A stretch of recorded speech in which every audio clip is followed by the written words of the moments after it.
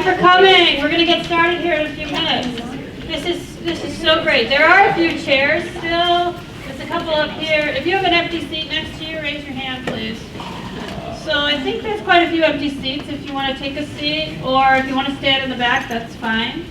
Thank you. My name is Nina Borod, by the way. I teach math here, and I'm the advisor for the STEM Chicks Club. There are brownies and cookies and cocoa and coffee and water in the back, so help yourself. If your professor has offered you extra credit, we do have proof of attendance forms that we are distributing, and please hand them back in to us before you leave. Raise your hand if you need an extra credit form. Jane over there is. You got one. I still need one.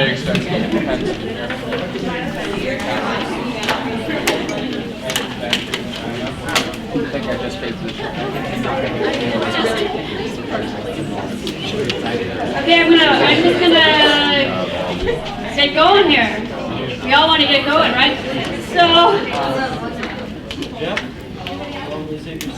I want to introduce our panelists today. Before I do that, I want to say a quick thank you to Emily Jenkins and Kristen Johnson, President and Vice President of the STEM Chicks Club, for organizing this event today. And you know, you're all here, so they did a great job. Thank you all for coming. Awesome.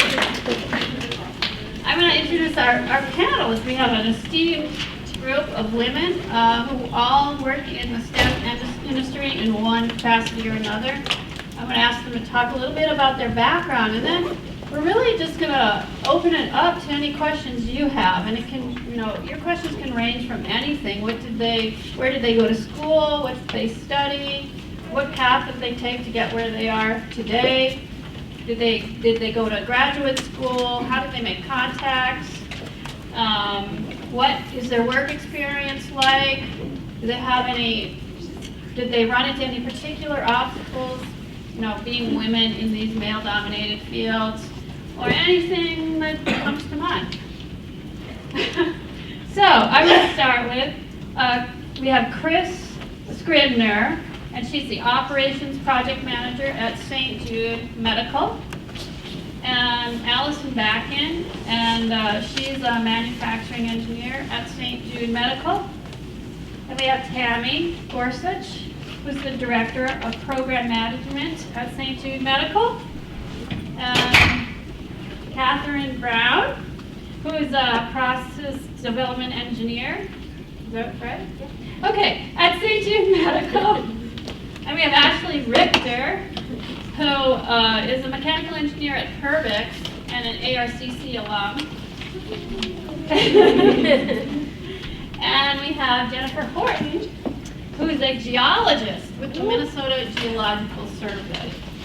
So if you want, your panelists would just take a few minutes to talk about your background and any information you want to provide. Thank you. Hi everybody, I'm Chris Scribner. Is this working? Yeah. Okay. I work for St. Jude Medical, as Nina said. St. Jude Medical is a medical device company, one of many up here in Minnesota. We're kind of a hub for it. I work in the project management group for the operations side of the business. I've been with St. Jude, it is going on 8 years this July. And I guess I'll just let you guys ask me questions after everyone else gets introduced here. All right, I'm Allison Bakken, and I also am at St. Jude Medical. I work in our operations area. I was a manufacturing engineer. I'm now actually a production supervisor on a little different path. Yeah, I've been with St. Jude about 6 years, and then I was with a different med device company before that. So I've done all my engineering work in the medical device space, and I'll let you guys ask questions. My name is Tammy Gorsuch, and I'm also with St. Jude Medical. We're kind of taking over today, hope you don't mind. I am currently a Director of Project Management within the Operations Group. Again, you're hearing kind of a common theme here. You've got operations, which really means closest to the factory. We make the products that are going out the door and saving lives every day. I started out as an industrial engineer as my background, and the schooling that I took, and kind of had a career that weaved along to various different aspects, including industrial engineering, Six Sigma, Lean Black Belt activities. I've had manufacturing engineering, packaging engineering, continuous improvement engineering, process development engineering along the way as well, and then kind of went full circle into a project management role as well. So I look forward to the questions. Hi guys, I'm Catherine Brown, again from St. Jude Medical, but not always. I'm kind of the newbie of the four of us. I've only been there just 2 years, I guess. I had kind of maybe a different path than some of the other gals up here. I interned at 3M and at Maytag, which were both vastly different experiences, sort of a research world and then a very old school United Auto Worker labor manufacturing plant. And then when I started my career, I started at 3M. I was there for a number of years, and then I worked for Boston Scientific, which is another local device manufacturer. And now I'm at St. Jude. And so with all those different industries, I've seen a lot of different industries, and I've gotten to do a lot of different roles. So I've done R&D engineering, like lab development, quality engineering, manufacturing, and now process development, which is actually my favorite, although someday maybe I'm asking Tammy for a job in project management, because I like that too. And the other thing that's a little interesting and different about my career, I took an 8-year break to start a family, and I have a special needs child, so I actually work part-time. I'm 32 hours instead of 40 hours, which is, I'm told, more common in some companies than others. So we can talk about that if you're interested. My name is Ashley Richter. I started at Anoka Ramsey Community College. I obtained my AA degree at the Cambridge campus and then transferred here and took just about all the engineering and math classes offered at this campus. And then I transferred to the U of M for my degree in my Bachelor's of Engineering, Mechanical Engineering degree. Throughout school, I was a single mother. So if that's your situation, come talk to me and I can definitely motivate you and give you some advice if that's your situation, and some more resources with that. Throughout school, since this is a STEM Chicks panel, being a female in school didn't really faze me too much. At the U of M, in my classes, the classes were about 5 to 15% females, and that's just how it is, and you get used to it. I have some great stories to tell later on, some entertaining ones that are influenced because I'm a woman in engineering, so I'll talk about those later. Thank you.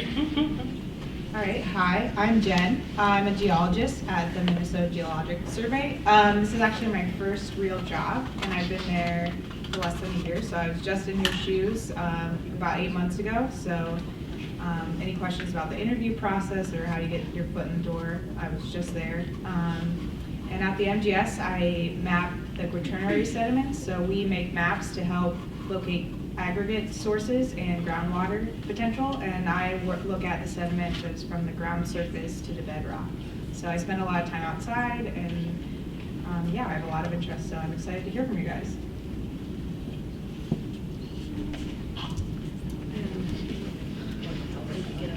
Thank you. Thank you so much. So you can see that all of the women here have a lot of different backgrounds. Even the four horsewomen from from St. Jude Medical all have very different backgrounds. So any questions you have, I'm sure somebody can relate to whatever experience you're going through. So does anybody want to start off with asking a question? Emily, I do.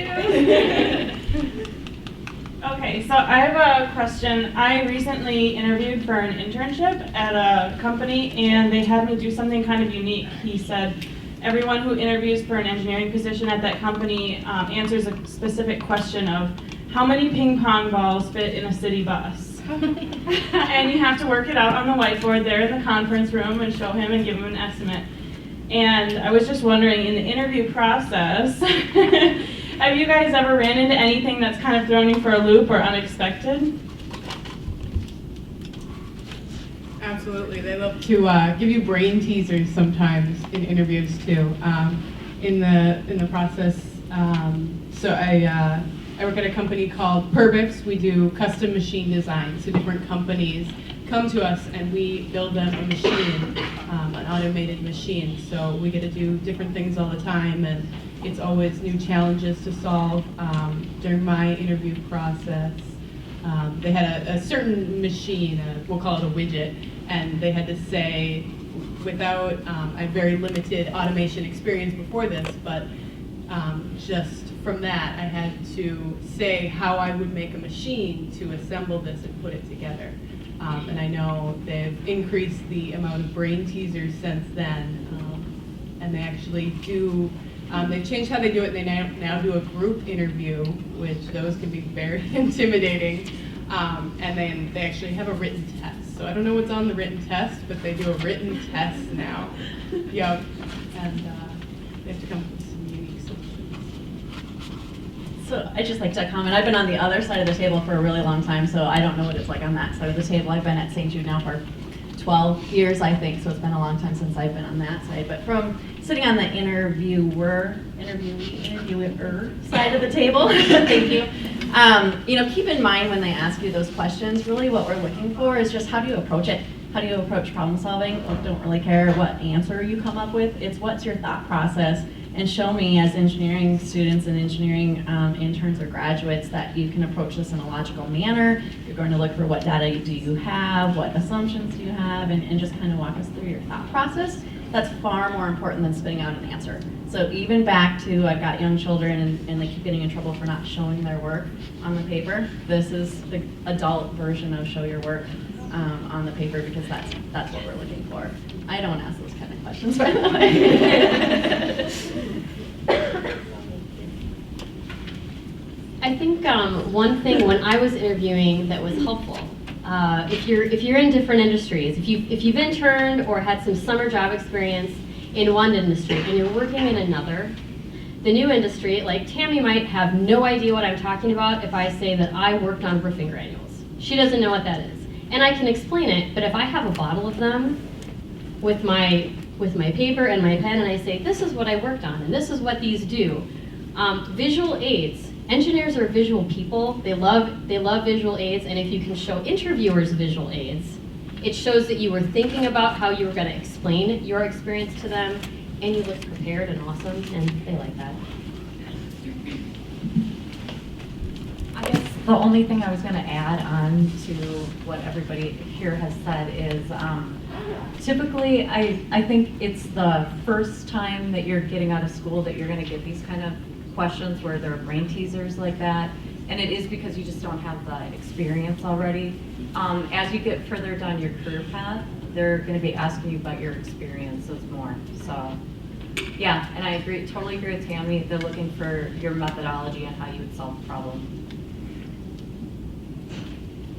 I had a question that just occurred to me that's kind of related when you said the props. So that sounds like a really interesting idea, and I imagine that you would stand out if you brought some props. My daughter is just graduating from college, and she had the idea that she would create a resume and she put one of those recording chips in it that played the song Take a Chance on Me. So I don't know if gimmicky things like that would backfire or if they would make you stand out. I don't know. It was just a thought. Anybody have an opinion on that? I graduated from college in 1990, so guys, I'm old.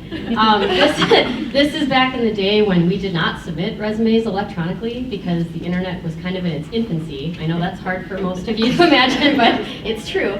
And my resume was on pink paper. Now, not hot pink, but light pink paper. And I had so many of my men peers say, nobody will hire you with a pink resume. And I said, affirmative action. And I said, who else's resume out of 30 people, and 2 of us are women, who else's resume is going to be pink? My resume is going to get seen. And it wasn't an obnoxious pink. So, I don't know, take a chance on me. I don't know where I'd go with that one, but I don't know. I felt like at the time, I felt like that as a woman, I had to work harder to stand out and look competent and to put myself forth because it very much was a male-dominated field, and frankly still is. which is why you have us all here. So that, she takes them in. Okay, that's my follow-up. Do you still, in this day and age, as a woman, feel like you have to work harder than your male peers? You're asking me Well, anybody. Everybody responds to that. Okay, thanks for that. Do I feel like I have to work harder? I don't think that I feel like that I have something to prove anymore, because I have been in industry long enough and I know myself so much better being 44 than I did when I was 24. So I know what I'm capable of, and I know what my strengths and weaknesses are. And I feel like that ends up being more important the longer you're in industry, is playing to your strengths and relying on the people around you for their strengths. So we have a technician in our group. He is really great at pneumatics, at wiring airlines. He's really great at a lot of really complicated electronic technology. He does not speak English as his first language, and writing is really difficult for him. So a lot of times we work out a deal, management never even knows about it, and I say, Juan, I need this done and I'm not good at it. Do you have time to do that? And then I will write your processes for you. And the company ends up winning because both of us do the things that we're best at. We save time, we get our stuff done faster, and we move on to the next project. So it's more about leveraging than proving anything for me at this point, I guess. Anybody else wanna take a chance on that? So for me, I'm the only woman engineer at my company. There are about 30 engineers. I mean, I don't really feel like I need to prove. It's more like how I interpret things. So when I first started, it was good, but after a while, just the stress of gender roles really started getting to me. And I was at a point where I felt like I had to be both of every gender and like had to make it. I was really struggling with that at that time. So I felt like when I started work, I was set up with a mentor, and he'd said something. It was pretty small, but it was like, oh, you should kind of know about that, and I didn't. So my specific background, I'm a mechanical engineer. I'm hired for a position that is electrical engineer, typically is hired for controls engineer. So I knew nothing about transformers before that. And I took that to be because I was a woman, I didn't know about that, and kind of beat myself over it.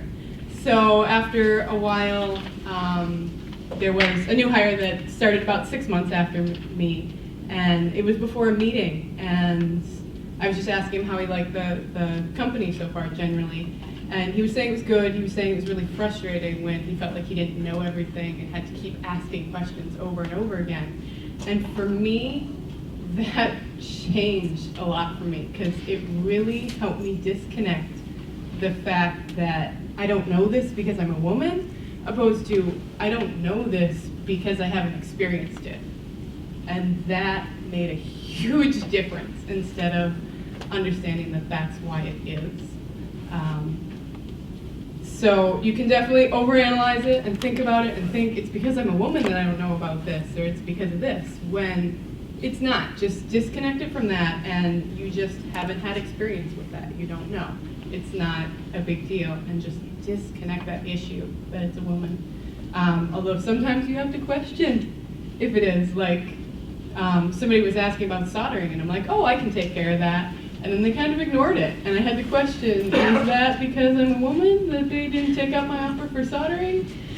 And like, if a guy had said that, would they have reacted differently? So I just went for a walk and let it go. And yeah, so that really helped. Sometimes you just run into people that maybe don't get it. I had my boss give me pretty much the worst example you could ever give your only female employee. So work was switching around how they were doing things where it would require us to work more hours. And for me, that was very difficult because I picked up and dropped off my daughter from school every day. And my husband was working overtime most days, so he wasn't really able to pick her up or drop her off. So I was struggling with that already, and then we have to add more hours. So I kind of broke down in front of my boss, and he gave me this horrible example. He said how him and this other guy come home late, and their wives are mad because they are late for supper. Yeah. Yeah. So, yeah, pretty, I still laugh about that. It's really funny. But, yeah, clearly didn't understand why I was breaking down in front of him in the first place. Yeah, and so, I didn't realize it until we had a Christmas party and everybody was all in one area. But in a company of over 100 people, I can count the number of females on one hand. And they are the front desk gal, the accounting gal, and the gal that takes care of all the background paperwork. So it's interesting. It doesn't bother me just because I'm used to it, but it's interesting. When I need to vent, I just sit up at the front desk and chat with the gal up there. And one thing I'm just trying to look into now, my company has never dealt with maternity leave before. So they don't even know how to deal with that when I have to cross that bridge, which is pretty terrifying to me. Yeah. So there are a lot of fun things about it. Well, thank you for being the pioneer, Mr. Goswini. I was going to add a comment on differences of women in the workplace and in the engineering field. And I've done, all my career has been in the medical device field, and I feel like relative to other engineering areas, there are a lot more women that work in that area. And kind of like she commented on, I've never framed, going into my first job interview, I never framed it as being a woman versus a man. It was just, what are my capabilities? And in general, I haven't felt, I felt that it's about your capabilities and your strengths versus your gender. So in my industry, our industry that we work in, we probably see a lot more women. There's still obviously, especially in the operations area that we all work in, definitely a lot more males, but I actually haven't felt that much. A couple cases when I was pregnant and going on maternity leave and coming back from maternity leave, there were some things that comments from other engineers maybe here and there on capabilities, but other than that, my overall sense has been very good. Thank you. We have a question up here. So I know that, okay. So I've heard that a lot of you have switched positions, within the engineering field, some of you not. But I just had a question about when you were applying for a new position, or even if it was your first position, on how you felt, whether felt if you were qualified enough compared to your peers, mostly I'm assuming male peers, when you had limited experience. Did you ever put yourself down, just not necessarily because of your gender, but because you didn't feel qualified enough? Absolutely. So starting at a community college, I was involved in a ton of activities at the community college level. I was in we didn't have STEM chicks at the time, but I was in the physics and engineering club, the math club. I wrote for the paper, tutored, a bunch of other things. By the time I went to the University of Minnesota, they throw a lot of extra homework at you. I was still commuting at the time that I started there. I was commuting an hour there. And most activities are in the evening. I didn't have any time for any activities there. So when the time rolled around for me to interview, I honestly felt like I had about nothing to offer when people are in the solar car and all this other stuff, and I just have time to do classes and commute and take care of other things. So I definitely, when I interviewed, I had to use positive self-talk just to keep it together before an interview, because it can be pretty terrifying. And especially when, I would definitely recommend to interview as much as you can, because you're gonna learn what questions to expect and different interviewing methods, because there's some interviews that are completely embarrassing. Like when you start out, sometimes they ask you questions and then they ask you another question, but it sounds exactly the same. So how can you answer anything but the exact same answer almost? And just preparing yourself for those questions, and definitely trying to stay motivated. I know I would say a phrase over and over in my head. I would have to say, I'm a confident, competent woman, just to stay motivated before interviews.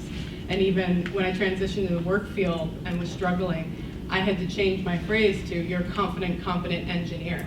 And sometimes I have to go into the bathroom and look at the mirror and stare at myself and tell myself that, just to stay motivated and keep making it through the day sometimes. We have another question over here. Okay, go I ahead. was just gonna add one more that, just again, and sort of similar to wrap that up, is just know yourself and know your background, know what motivates you, know why you do the things that you do, know what you're good at, and know the areas that you'd like to grow, and a lot of that's hard, but that's all an interview is we just want to hear who you are, what makes you tick, how you're going to succeed, how you're going to both grow and help the company grow. And so just I wouldn't frame it as, I forgot how you framed it, as not feeling qualified as compared to your peers. Well, guess what? They're not either. So know yourself and know those aspects that you can bring that will distinguish you from everyone else.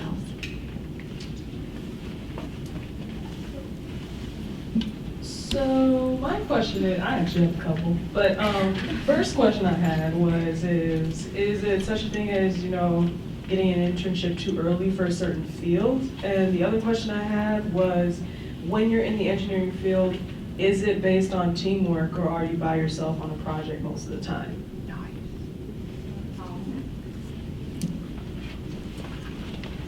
So, your first question is, it's not ever too early to do an internship. I can't stress that enough for everybody, especially if you're feeling like, what do I have compared to other people? I mean, oftentimes the internship is kind of your step into a company.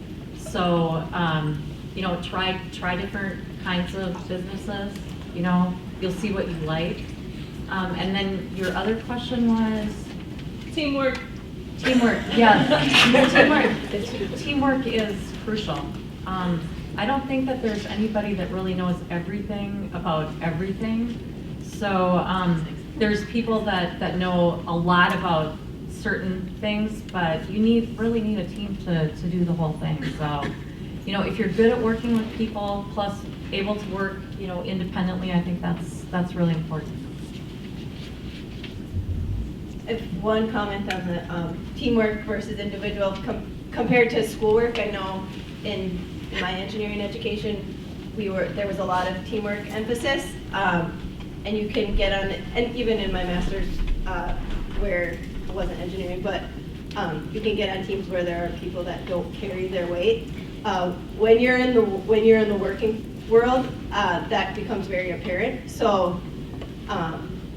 Teamwork is essential and communication is essential to getting anything done in the working world, but as an individual, I think we've all touched on what your strengths are. You have to be able to contribute something that is what your strength is. So it's both. You have to be a team player, but you have to be able to do your part to contribute to the team as well. We have a question over here. We'll try to get to everybody. Hi, I have one question. So in my community and a lot of the people around me, especially women, they have entered a lot of scientific fields, and the minute they got married and got their first kids, a lot of them quit, and they just didn't like what they're doing no more. They wanted to pay attention to the family and all that. My question is, can having a family or starting a family or having a child really be an obstacle that is that big? So, like I mentioned earlier, I'm starting to look into this because we have to plan ahead, and we plan on having children. more children. My daughter is 6 right now. But the law is they have to give you up to 12 weeks unpaid. And most people can't make it 3 months unpaid. So it's pretty interesting, and yeah, I can definitely see why that would affect people. It's going to be a huge hurdle when I have to cross that because, I mean, you have to worry about kids getting sick, and you can't find daycare for a 1-month-old. You have to deal with it, and it's pretty tough to figure out. I heard a statistic the other day that your income drops 4% for every kid you have, which is totally believable because since I've been thinking about this, if I have a kid, I feel like I would almost lose a year of my career because the projects at our company last from 6 months to a year. So I'm not going to be put on any jobs that have any sort of risk on them. I'm not going to be put on any jobs in this time that have a risk of going over the timeline. So when you think about that and the time you take off to have the kid, you've lost almost a year there, and that makes sense with the 4% because you probably miss a raise or two. And if you plan on having a few kids, I want to pause you because Yeah. we're having a hard time over here. So we're going to pause you. Yeah, because you I think might we guys got might have- a lot of other. I think all of us have kids. Yeah. I think Catherine has a very unique story with her.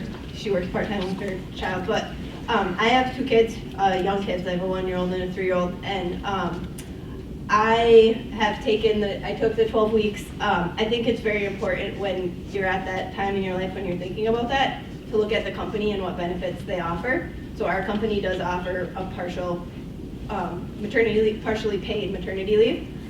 So that was important, and so if you're at that point, something to think about. It's hard, but it's also hard for my husband to balance the life of being busy working people. We both have important careers and managing at home, but I don't feel like it set me back at all. I may have made different choices at certain times because of it, but I don't think it's hurt my career so far at this point, and I think it's important. I do agree there are probably, if you're at a small company and certain things, but there are companies out there that offer benefits. I know it's not the law that they offer paid maternity leave, but for me it has worked out well, and it's a lot of work to do it, but we manage, and I have a strong partner at home too.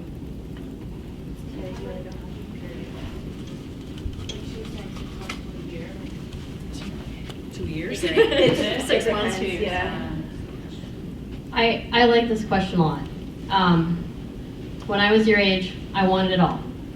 But I always knew that I didn't want it all at once. So for me, I can remember feeling like at some point I was made to be a mom, no matter what else I did. I felt like when I quit my job at Boston Scientific to stay home and start a family, and then stay home, I knew that probably when I went to go back to work someday, that I would be paid less, and that I would have lost a lot of seniority, and I wouldn't have been contributing into my retirement, and all of these things. But that was a very conscious choice on my part, because to me, raising a kid is the most important job I will ever have for me. Now that's not true for everybody. Now the interesting thing is, or maybe not interesting, tragic, my now ex-husband, when I had my child, he was still working, and he took 12 weeks of unpaid paternity leave from 3M to stay home and learn how to be a new dad, and that has its own separate story. But we are no longer married, and it turned out in the course of our divorce, we learned that our child has high-functioning autism. So not only am I now a single mom, I'm a single mom with a special needs child. And this is where I feel like this isn't really about motherhood or balancing work and motherhood so much, but what you all will find, the idea of teamwork and building connections becomes so important. Because here's how I got my job when I came back, and Tammy actually was the director and took a chance hiring me 32 hours a week, which really isn't done in St. Jude Medical, unlike some other companies. A technician who had worked for me at another company was friends with me on Facebook. And I posted a rant about everybody asking me to do party planning and, legal writing, and why didn't anyone ever want me to be an engineer again? And he said, my boss is desperate for engineers. Send me your resume. And I sent him my resume, and it turned out a whole bunch of people I used to work with were at St. Jude, and I interviewed, and I was hired. And they gave me absolutely everything I needed. They gave me part-time and accommodated my child's schedule. So now I feel a lot of times like I'm very, very fortunate that I get to be an engineer, I get to use my brain every day, but when I go home, I am with my kid and I am focused on him and doing what I need to do to get him to adulthood to be independent. And not a lot of people, I think, have that advantage. So I'm very grateful for that. I still would rather not have it all at once, maybe, but just for me. But that's kind of been my experience with motherhood. And I still, in a heartbeat, if I had to, I would eat ramen noodles every day and not work if that's what I really had to do for my child right now. And, that can be a big impact on some people. So I'd just like to close then on Catherine too, since I'm a little sliver of that story. So as she mentioned, this was unprecedented for St. Jude Medical, and I had the manager that hired her worked for me, and we talked at length. I'd gone through HR. There's no policy. There's no precedent. There was a bunch of questions or assumptions of, well, you can't possibly do that. How could you have an engineer that works, part-time? What does part-time mean? Because in the working industry, 40 hours isn't 40 hours. 40 hours is 60 one week, 50 one week, and maybe you're lucky it's 32 the next week. And so there were some obstacles, but really all I did was ask and push and say, why not? And I know that sounds silly because that's our St. Jude slogan now is why not? But be an advocate for yourself, be an advocate for what's right and do what's right. We recognized in Catherine that she had the engineering skill set we were looking for. She had the motivation, the drive, the background of what we needed. So are we gonna miss her a day a week? Or however that broke down? Then we'll deal with it and figure it out. And so that's kind of my takeaway from Catherine's story, and I'm happy she's no longer in my group, but I'm happy when I see her down the hall and recognize that still worked out. And then on the flip side, in terms of my personal story as well, I actually interviewed I was living in California when I was on maternity leave, which I think the laws are different there. I think they get paid in California, so maybe check into moving to California, I don't know if that's a concern for you. But I was home on maternity leave with my second child when I got a phone call from my boss, who was a VP of operations, and said, I just got off the phone with the president of the division in Minnesota.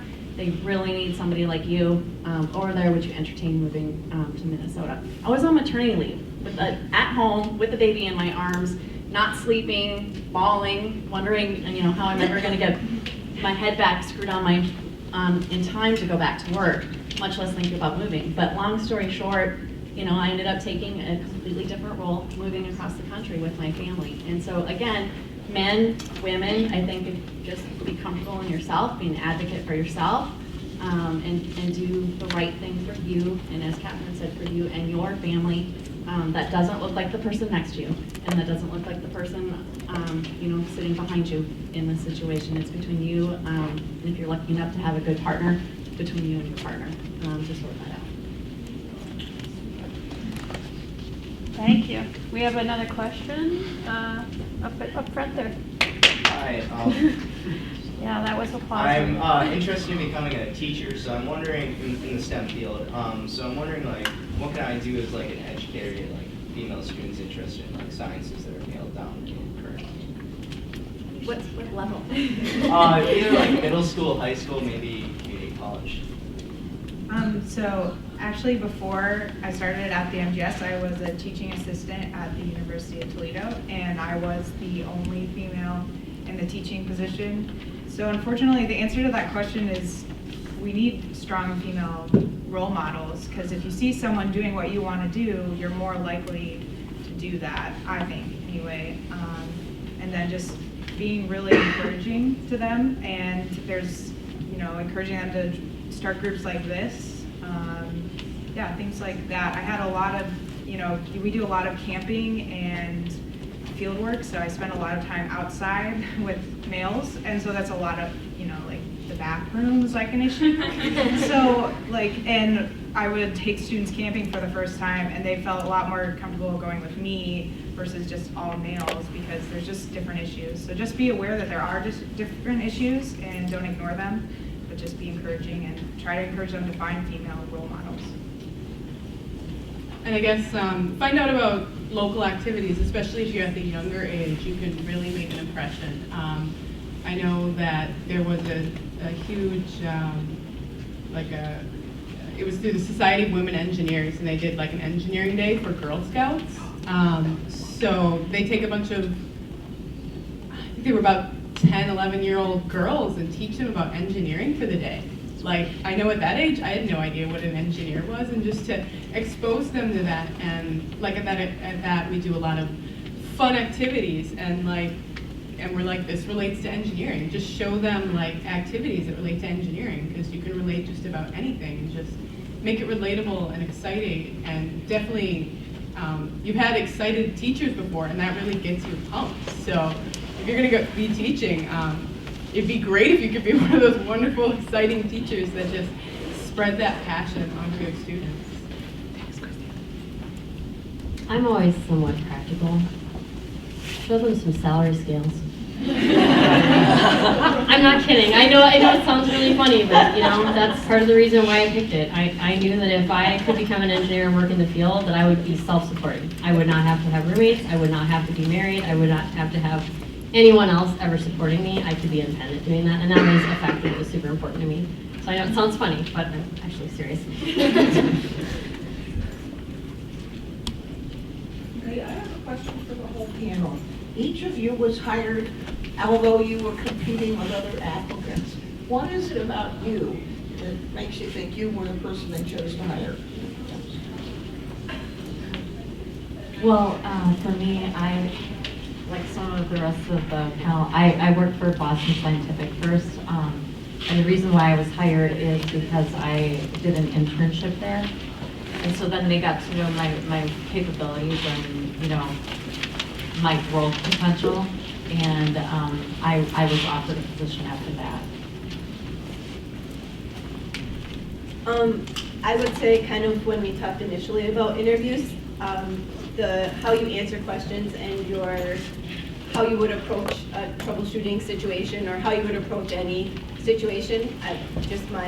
The way I outlined my thoughts and how I would approach whatever situation they gave to me.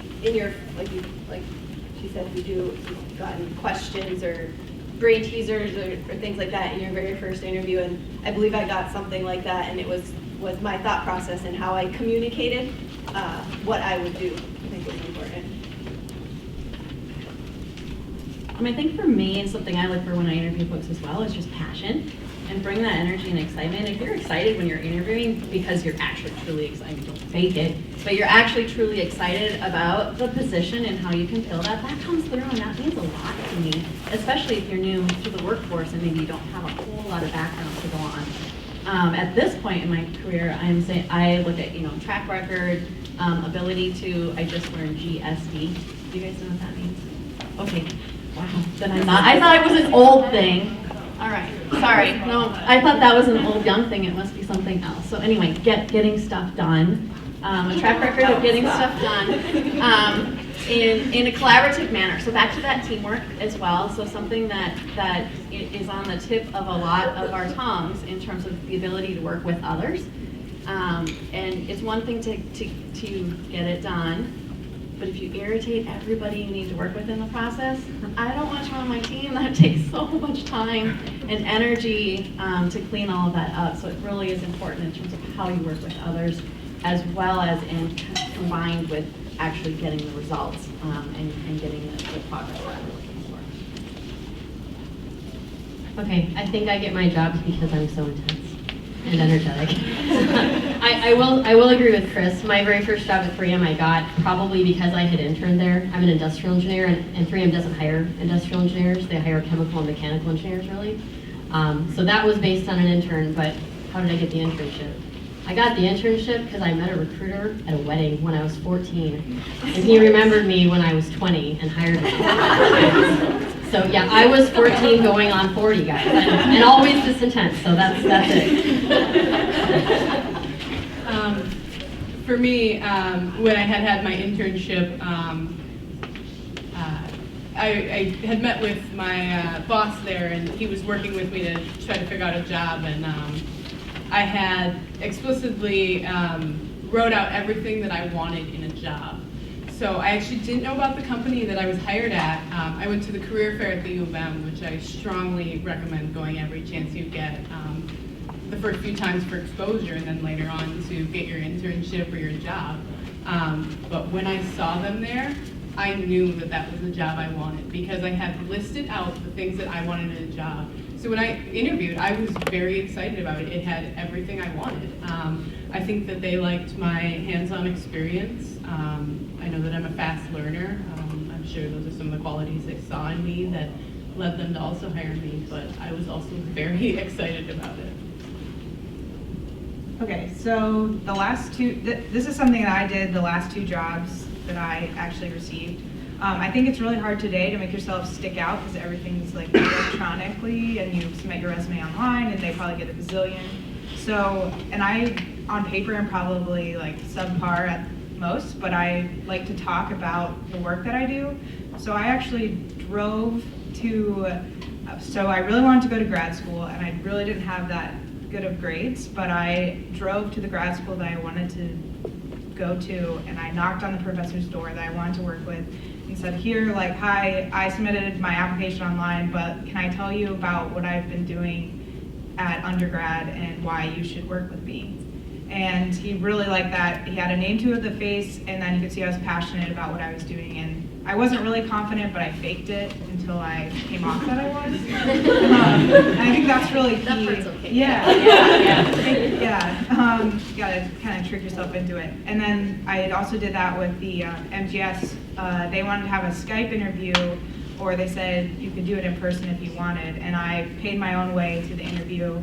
And I brought with me my master's thesis, and I was like, they're either gonna think this is crazy or they're gonna love it. But I brought the big map that I was working on, and I set down like a stack of papers and said, this is the work you can expect from me if you hire me. And they did. So it was worked for me. So. Based on your experience and the experience of others, what is the most hands-on field of engineering, or even like sub-field? Like hands-on, so like least amount of time sitting on a computer.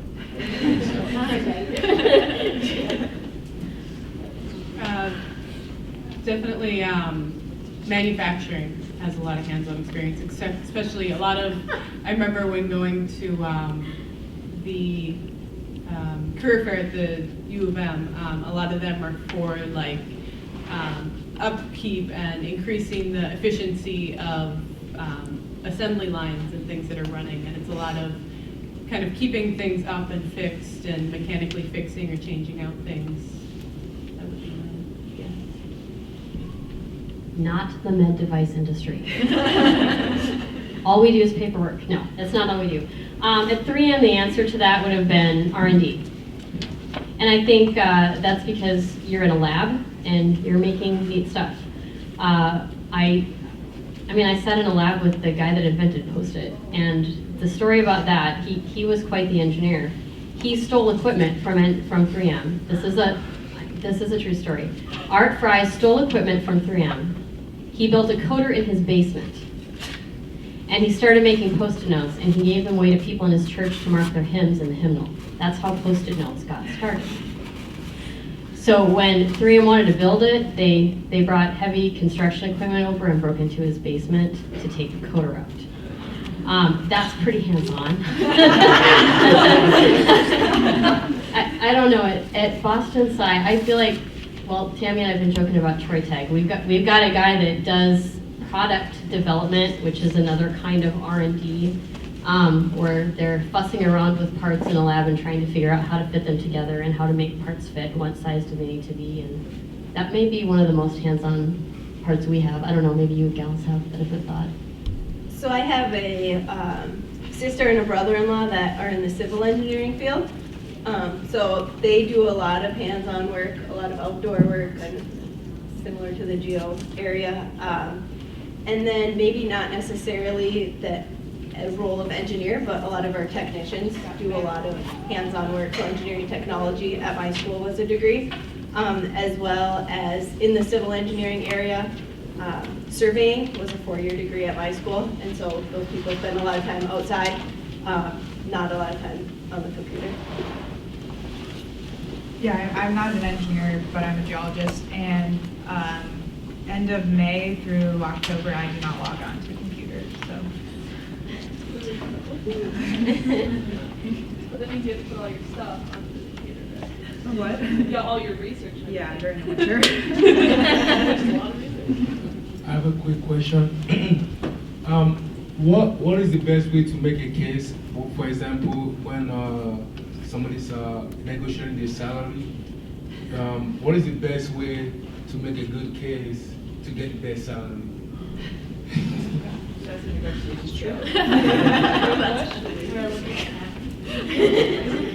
I'm in negotiation right now. I think it comes back to data. You guys are in STEM fields, you're looking at STEM fields. We're in the internet age. There's data everywhere. So understand what pay scales are based on your location makes a difference, based on your degree, based on your years of experience. I know that information's accessible. It was for me even eons of years ago as well when I needed to make a case that, that I needed some equity thrown at it. So I think, again, just know your information, know your data points, and put that research out there. You don't have too much to lose. Don't be whiny about it, because I'll put your resume in the trash.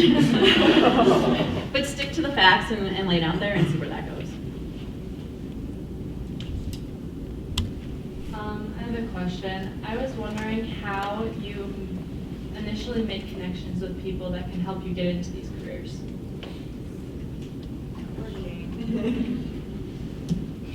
So I did not go to school in Minnesota. I'm not from Minnesota. I said the same thing. I came to Minnesota to go to a job fair. There was a medical device. I wanted to be in the med device industry. There was a med device. I think it's called Life Sciences Alley. At the time, it was called Medical Alley.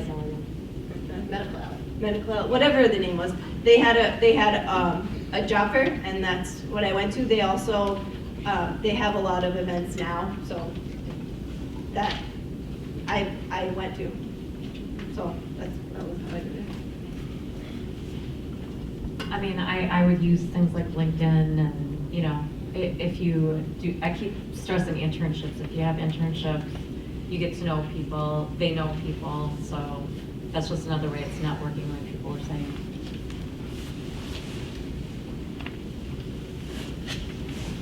Just to comment on that too, and I know internship was not necessarily the question here too, but it's come up a number of times. In the interview process, folks that have had an internship versus coming out of school without an internship, clear difference. In an interview, you actually have something to talk about. You can talk about how you interacted, what you worked on, how you did it, how you accomplished it, what results you accomplished. It's so much easier to interview and offer a job to somebody that's had an internship. I did not years and years ago. I don't know how I ended up getting a job ever. But I just really want to stress that, even though it wasn't a question, if you've got the opportunity and your family situation supports it, and find a way to get in that internship. So important.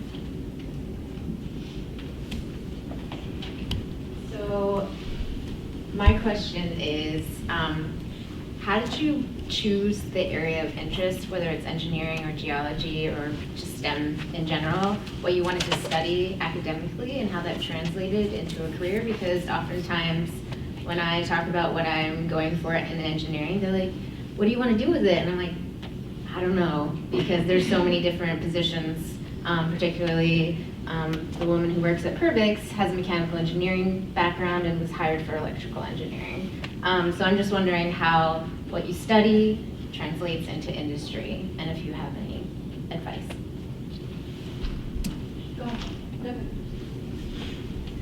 Well, I In my situation, my background's chemical engineering. I don't think when I started college, I would have said I'm going to become a chemical engineer.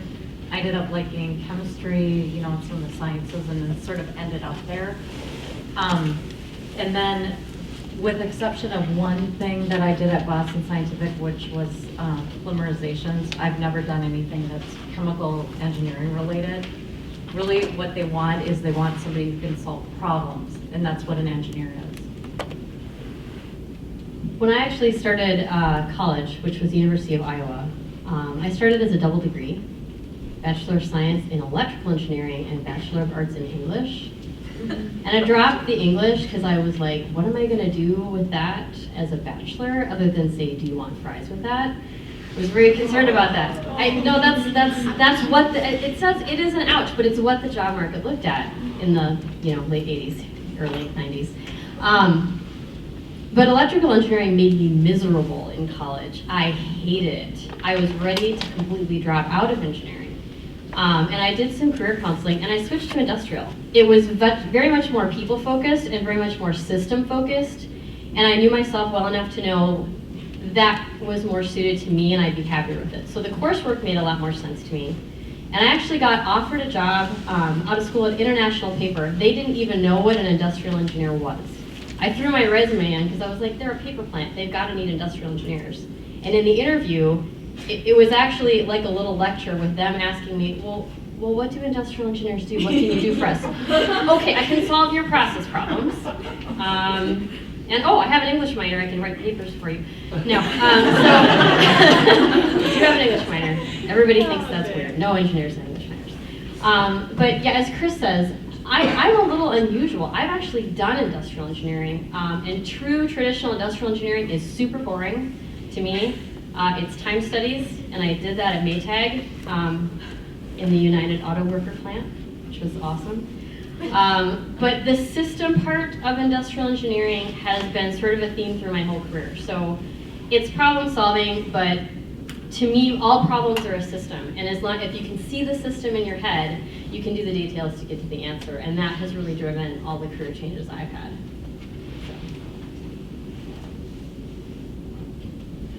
So for me, when I graduated high school, I wanted to be a teacher. And that's what I thought I was going to do. I still had engineering in my mind, and I really love math. Math is what I was excited about. So I just decided to go for mechanical engineering because I knew it would be a little bit harder than getting a teaching degree, and I can always volunteer. I volunteer tutor, and I enjoy that, and I can always kind of teach on the side or go to that afterwards almost. So definitely just striving for the harder goal, kind of. For mechanical engineers, even when you're in mechanical engineers, you do not know what you're going to do. There are crazy amount of things that you can do. Apparently you can do electrical engineering, which is where I ended up. A lot of HVAC, which is like heating and cooling systems for buildings. Manufacturing, just a ton of crazy things. Automotive, there's still a lot of things you can do. And for me, just my experience in my internship helped me know what I really wanted to do. I enjoyed coding, but not in C++ or not that complicated. So I get to use at work something called ladder logic, which is like pretty much visual coding. It's pretty awesome and like much better than C++ and getting lost in that. So just understanding what makes me happy and what I enjoy doing is where I ended up where I am. I was just going to say that the question, what are you going to do next as a student, is like the worst question in the world.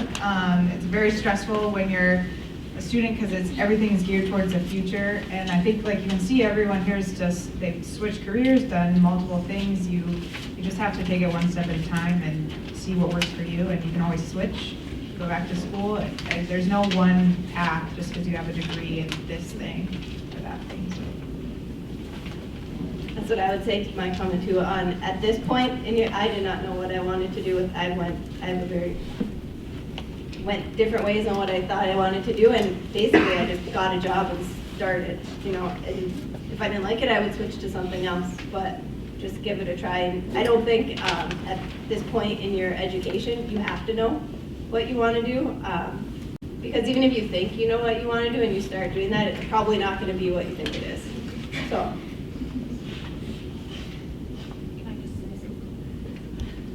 So it's 3 o'clock, and if you need to leave, go ahead, that's fine.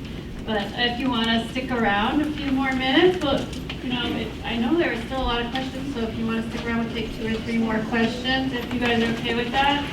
And then afterwards, there'll be a little time for any of you could stay, a little time to mingle with, and let's just all say thank you to our panel and to thank you.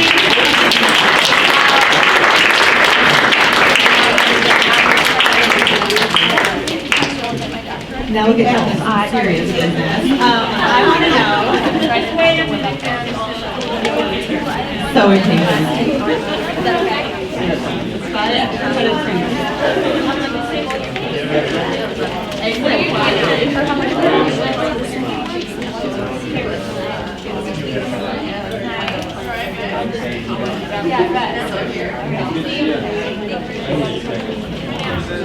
Why don't you guys just sign it? That works. Just sign your name. We'll make it 3 more questions, including services. So, go ahead, Kristen. You're vibrating. Oh, no. So I want to know, what are you doing to give your career direction or further it if that's your goal? So have you continued your education? Are you at a company that you feel like is investing in you? Have you jumped around careers to kind of get where you think that you want to go? Or are you kind of just falling into something and liking it and staying there? Sorry. Add a lot to this, but so I do have my master's. I have my master's in business, and I want to move towards a leadership role, which I'm doing now. But I think that you have to be an advocate for yourself. Generally, I don't think things are just going to come to you, or someone's going to pick you out and say, "We need to do this." You have to be an opportunity might come up. You have to let people know that you're interested in those opportunities. So no matter what it is, be an advocate for yourself.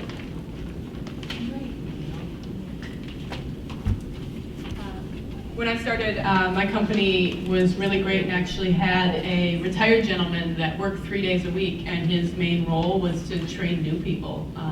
So we got a ton of training in the beginning, and that was just huge. When I look back 1 year ago when I started, I would not believe at all the things that I have done. When I interviewed, I would see electrical panels of these machines, and I knew what nothing was, and it terrified me. And I didn't know, but our company typically has one guy that does the majority of the electrical design, and he was just really busy with a lot of projects, and I had a really small project, so I got to design the electrical panel for that, and I've been designing the electrical panel for all my machines. So I went in a year from, I'm designing an electrical panel that's as big as this table filled with electrical components and the wiring and where it goes, and like, it terrified me a year ago, and now I'm doing it, and I'm just looking back and seeing how much you can learn in a year, especially when you first start out, is amazing. So that's, a lot of my learning has just been on the job, especially having a company that's investing a huge amount of time and resources to train in the beginning is pretty great if you can find that, opposed to just kind of starting and being on your own and slowly learning things through and struggling.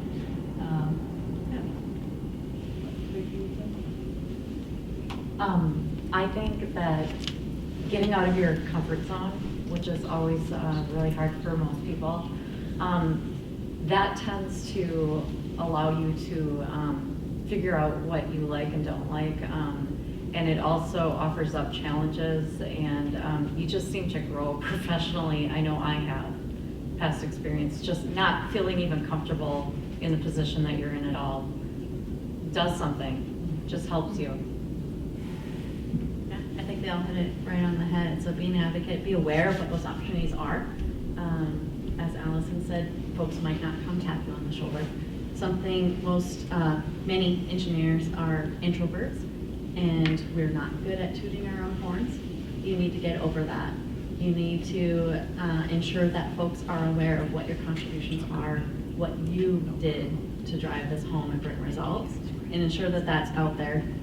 Again, not in an annoying manner, screaming from the mountaintops, pounding on your chest, but ensure that you're not just silently in the background doing all of the work, watching everybody else take credit. And that is really hard to do and find that balance, but definitely watch for those opportunities, those stretch opportunities, and then when you get them, let folks know about what you're bringing to the table. We have a question here, and then one more. Oh my God, there's so many questions. We can keep going as long as you're okay with it. Is it snowing out yet? We're actually trapped here. We'll go to the snow. Maybe 10, 15 more minutes. As long as there are questions. Okay, so I have kind of a different background than you ladies. I'm going for a degree in biology. So my question is, you said internships are really important. Diana, can you speak into the mic? Sorry. Is it working? Okay. Okay, but my parents aren't in this country. My mom's in Nigeria. My dad's passed away. So I don't have that parental support that allows me to go after internships, because there's been opportunities that I've been exposed to, but being away for 2 months, I won't have a place to live. So my struggle is I'm going to apply to med school in a few years, and my peers would have had so much research, and what I would have is more of like my academics. And I'm just wondering, how do I still stand out, given the situation I'm in? So I started in biology, pre-med, and my degree is biomedical engineering. I switched to engineering as my backup plan. But I would say if that's the path you want to pursue, look at what you can do. I did a lot of volunteer work at a hospital, trying to get something that I could put on in the interview process for medical school. So things like that. It doesn't have to be maybe a formal internship. I volunteered at a hospital. I worked at a blood bank. So if there's anything that you can do that's not necessarily a formal internship, I don't know if those opportunities are available to you, but that would be something. Or if not, really get involved in the things that you can within your coursework and within your school, like this program that you're in right now, being able to speak to, even if it's just a class project, and in engineering, most people did a senior design project, being able to really speak to what was your role in that project, what did you contribute to the team, kind of use the opportunities that you have and make the best of them, and then be able to really communicate those. I think the other thing you can think about is we're a very connected world right now. So ask around. Ask around if you have friends or friends of friends that know somebody that works in the field, and ask if you can have an introduction. It's part of, we've all talked about advocating for yourself in a respectful way. I've got a friend with an 18-year-old. I got him an interview with the department head of architecture at the U of M because my child's second grade teacher is married to him. And I got that just by knowing people and talking to people. And in return, her daughter's 15, wants to be an R&D engineer. And I've said, yeah, I'll bring her to St. Jude and walk her around and let her talk to, tap all of you girls, talk to some engineers and get an idea of what it's like. And she's starting that at 15. So we are really connected, even if you just put a shout out on Facebook. I'm looking for anybody that I can ask, have an informational interview with somebody in a field related to biology. That can even just get your foot in the door, and maybe you find somebody who kind of wants to take you under their wing. So my undergraduate degree was in geology, so kind of similar to biology. And talk to your professors, because a lot of times they'll have little research projects or they have too much work, and you can just do that volunteering, or sometimes they'll even pay you. And those long-term projects, or it can be during the school year, it doesn't have to be over the summer, can look really well on your resume, and it's something to talk about with, when you're going to grad school or whatever. You gotta flip it up. Flip it on. In what ways This is not There we working. go. Okay. In what ways has being a woman been really helpful? We always talk about, oh, it's so difficult to be a woman in engineering, so how has it been helpful for you specifically?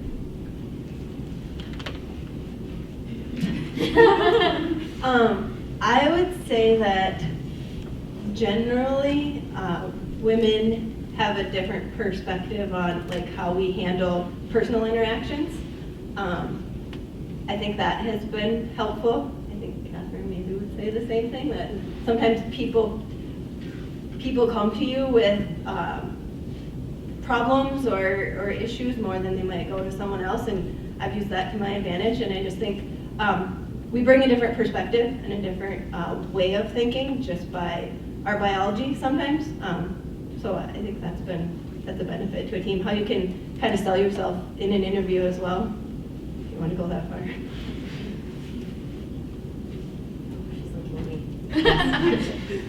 Grant in my group the other day called me a grandma because I sewed up his sweater and because I bake scones.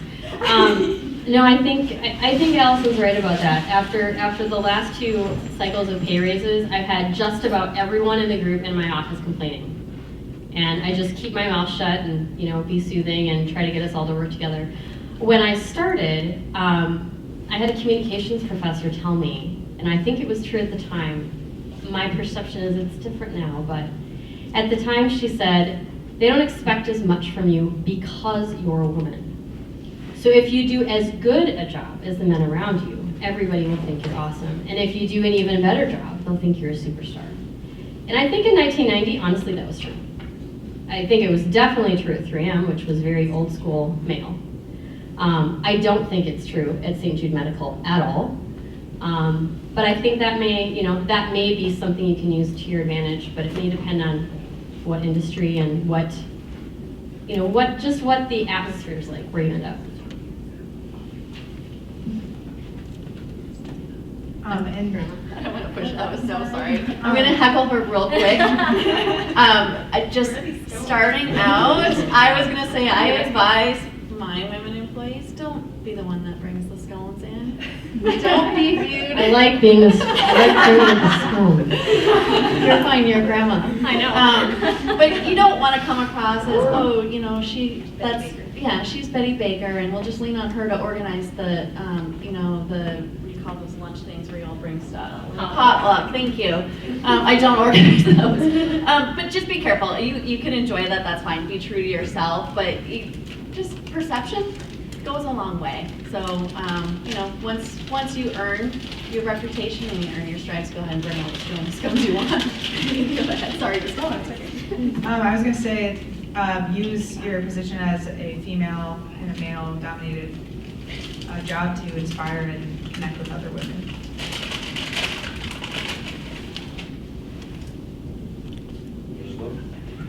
Hello? Okay. I'm going in for mechanical engineering, and I know that's a bachelor's degree, but I was wondering, do companies like enforce or make you go and tell you to go get a master's, or is it just no? I think generally, at least in the med device industry, I don't know if it's the same in other industries, you won't get an engineering title without an engineering degree, but definitely not a requirement to have your master's degree. And many companies you'll find will pay for further education as well. So getting into the workforce and then looking into that might be financially beneficial. Okay. My question is, how would you, is there any tips that you could give to a student who's, after undergrads or anything, and how would you transition from schoolwork to actual, in the work industry? How would you give any tips on that, just because it's so different and how to flow into the workforce instead of getting so used to going to school and that stuff? Yeah, so I graduated a little bit over a year ago, and you kind of think, oh, I'm going to graduate and not have all this homework, and your classes aren't really 9 to 5, they're they're spread out. You have time to take a break in the middle of the day and things like that. So I definitely miss that, especially like in the middle of the day, I can't run errands. I'm all constrained to these time hours, especially when you have kids and have school and have to take care of that. The constraint is a little bit more difficult. You think it's going to be really awesome, but it's just replaced with new struggles, and you have to learn how to transition and get used to a regular schedule. I think one of the differences between school and work is that in school, you're given assignments. Once you finish them, you're done. In work, when you're done, you will go farther if you get up from your desk and go find somebody to help, or find something new to learn, or find some other way you can contribute. We have some E1s, and E1, engineer ones. So brand new engineers, green folks like yourselves when you start. And I think the ones that we all really look at and are excited to work with are the ones that go beyond what they're just asked to do. They go the extra mile. So it's not just completing your assignment, because you might not really even understand what your assignment is. They're not always well defined. When you get into industry, sometimes you're told, go figure out how to do this leak test. And you have to define, what does that mean to even do a leak test? You might have to define your own assignment. But then going out and talking to all the people in your group and the people that you're impacting and figuring out what else you can do. Let's take one more question. Right here. Gentleman in the back there. And then we'll wrap it up. Hello. Okay, I'm gonna stand. My story, my question is gonna be long, so please hear me. I'm gonna start by, I was born in Minnesota, but my parents decided to move back to Africa when they finished their studies. Now, being in Africa, I grew up until I did my high school. And the thing is, I wanted to do more theater since when I was in 6th grade, I liked watching a lot of movies, so I wanted to be an actor. But in Africa, they don't have that more experience. So since I'm a citizen in the US, since I was born here, I came back last year. But I stayed with my uncle in California for 5 months. Though I left because of family issues. Yeah, and I came to Minnesota since I had to study here with my aunt. And I'm having a tough time with my aunt so far since she's single. Though my sister is going to work, she's going to work. I come to school, so sometimes you have to call each other or you have to be at home, all that stuff. My question is, right now I want to do my bachelor's in business administration and I'm still majoring in theater. And when I'm done, I want to transfer to the U of M. The thing is, if I get my MBA at the U of M, and still I want to progress in theater, where I want to go to the American Academy of Dramatic Arts, and they have their campus in LA. So, and my sister was telling me that when you have your MBA, you don't get more experience with it. The thing is, I don't want to get my MBA and just stop there. I just want to continue with it, but still I want to be an actor, so I'm kind of confused there. I don't know what to do when I get both of them. So, yeah. That's why I'm stuck.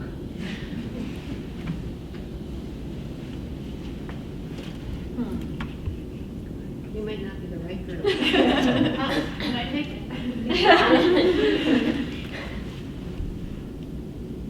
I would just recommend, just do what you love to do. You never know where life is going to take you.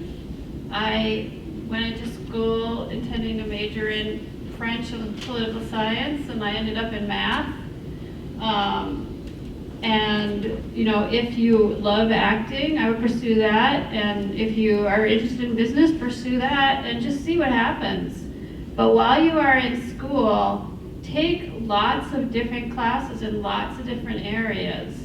So, that's the beauty of being in college, is you can try things out and you can take, music classes and take art classes and take engineering classes and take physics classes and just, find what you love and you will figure it out. And, you will find something you really just fall in love with and you can pursue it, whether, you're still young, you have a lot of time, so just, if you're interested in acting, keep up with that, but also try a lot of new things. And boy, it's just great to be in college and have that opportunity. So you'll figure it out and go follow your heart. People always say follow the money, but personally I was in industry for a long time, and then I came back to academia. Even though I work harder and I make a lot less money, I'm a lot happier. So I just recommend that you just do whatever you love. Anybody want to add to that? What do you need us for? Thank you so much.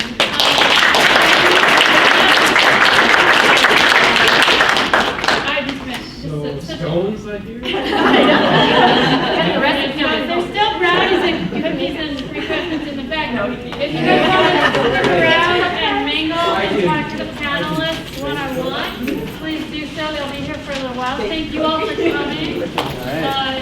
This was beyond my expectations. Such great information. Thank you so much. I'm gonna buy a chart.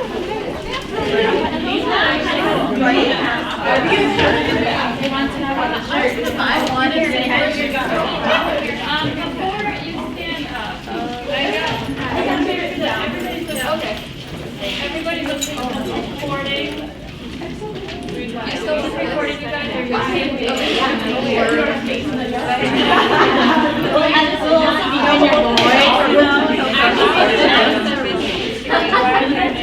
I had a couple of you sign this, just an informal paper. Every time you